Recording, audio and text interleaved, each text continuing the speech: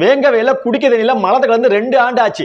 2 ஆண்டு ஆயுமே குற்றவாளி தமிழ்நாடு அரசு கண்டுபிடிக்க முடியல. ஆனா இப்பதான் குற்றவாளி கண்டுபிடிச்சிருக்குன்னு சொல்றாங்க. ஆனா அது குற்றவாளி இல்லைன்னு சொல்றாங்க. அந்த ஊர் பொதுமக்கள் வந்து இது குற்றவாளி இல்ல, காரணம் என்ன சொன்னாலும் குடிக்க தண்ணியில மலத்தை கலந்துட்டாங்க. மலத்தை கலந்துட்டு அந்த தண்ணி நாங்க குடிச்சிருக்கோம், எங்களே வந்து இந்த குற்றத்தை ஒத்துக்கோங்க அப்படின்னு துன்புறுத்துறாங்க, கொடுமைப்படுத்துறாங்க அப்படின்னு வேங்கவேல் மக்களே பல முறையில வந்து ஊடகங்களை வந்து பேட்டி அளிச்சிருக்காங்க. அந்த பேட்டியெல்லாம் பார்க்க முடியுது. அப்படிங்கும் போது வேங்கவேல் மக்களை வந்து காவல்துறை வந்து அதிக அளவு துன்பப்படுத்திருக்காங்க, கொடுமைப்படுத்தி ஒத்துக்கிற சொல்லியிருக்காங்க. அப்படி ஒத்துக்கிற சொல்லியுமே வேங்கவேல் மக்கள் ஒத்துக்கல.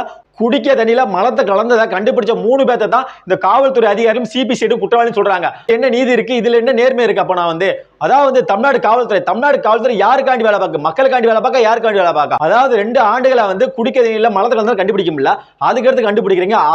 அதுலயும் பல சர்ச்சைகள் வருது. அதுக்கடுத்து இப்ப என்ன சொல்றாங்க, மலம் கலந்த தண்ணியை வந்து அந்த ஊர் மக்கள் குடிக்கணும்னு சொல்றீங்க. இது வெக்கக்கேடா இல்லையா? திமுக அரசுக்கு வெக்கக்கேடா இல்லையா? அதாவது மலம் கலந்த தண்ணியை வந்து அந்த ஊர் பொதுமக்கள் வந்து 2 நாள் குடிச்சிருக்காங்க. ஆனா தமிழ்நாடு அரசு சொல்றா தண்ணியை வந்து குடிக்கல, மலம் கலந்த தண்ணியை வந்து அந்த ஊர் பொதுமக்கள் குடிக்கல அப்படின்னு ஒரு கேவலமா போய் சொல்றீங்க. சொல்ல போனா திமுக அரசு சொல்லணும் அந்த ஊர்ல வந்து தண்ணி தொட்டியே கிடையாது, சொல்ல போனா அந்த ஊர்ல தண்ணி தொட்டியே கிடையாது, அப்புறம் எப்படி தண்ணி தொட்டில வந்து மலம் கலந்துருப்பாங்க அப்படின்னு திமுக அரசு சொல்ல போவோம். சொல்ல போனா இன்னைக்கு நைட்டே சொல்லலாம், நைட்டே வந்து தண்ணி தொட்டி இருக்கோ இல்லையோ, நீ நைட்டே தண்ணி தொட்டி காணாம கூட போக வாய்ப்பு இருக்கு. அப்ப திமுக யாருக்கான அரசு? திமுக யாரை காப்பாத்த பாக்கு? உண்மையான குற்றவாளி தமிழ்நாட்டில் வந்து பல குற்றச்செயல் நடந்துட்டு தான் இருக்குது. முக்கிய காரணம் யாருன்னு பார்த்தா திமுக அரசாங்கம் தான்.